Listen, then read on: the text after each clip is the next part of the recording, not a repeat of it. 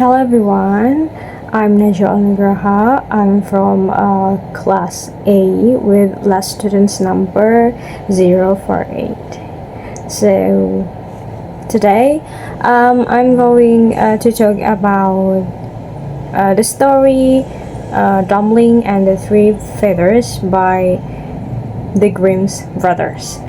In this presentation, I will not only summarize the story but also discuss how the text and the illustration work together to engage children. First, let me briefly explain the story. The story tells about a king who wants to decide which of his three sons will inherit the kingdom. To make the decision, the king gives them several tasks. Two older brothers often underestimate the youngest son, who is called Dummling, because they believe he is foolish. However, during these challenges, Dummling receives help from magical creatures, especially a toad. With this help, he is able to complete the task successfully. In the end, Dummling proves that he is actually capable and deserving, and he eventually becomes the king.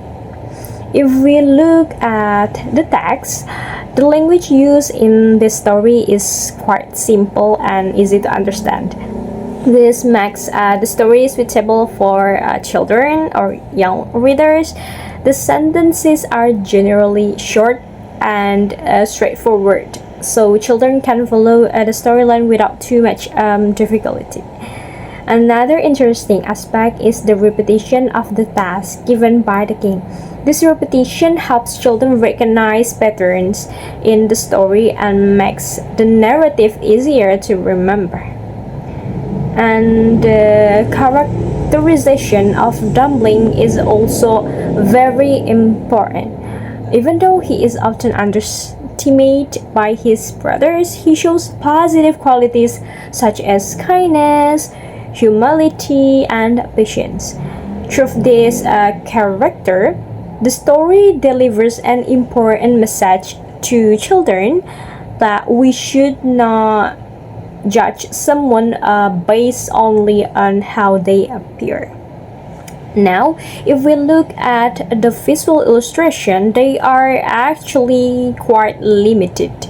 In the version that I read, the illustrations are mostly black and white, and they do not appear very often through the story.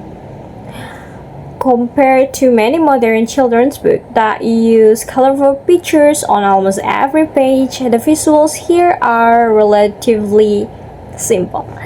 However, the illustrations still play a supporting role. Some pictures show important moments in the story, such as when Dummling meets the magical toads or when he finally becomes the king.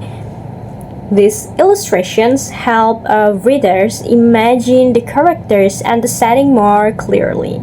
Because the illustrations do not appear in every part of the story, the text become the main element that guides the reader.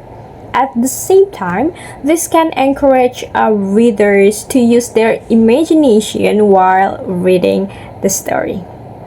From another perspective, the story also reflects a common ideology in traditional fairy tales, where the underestimated or humble character eventually succeeds.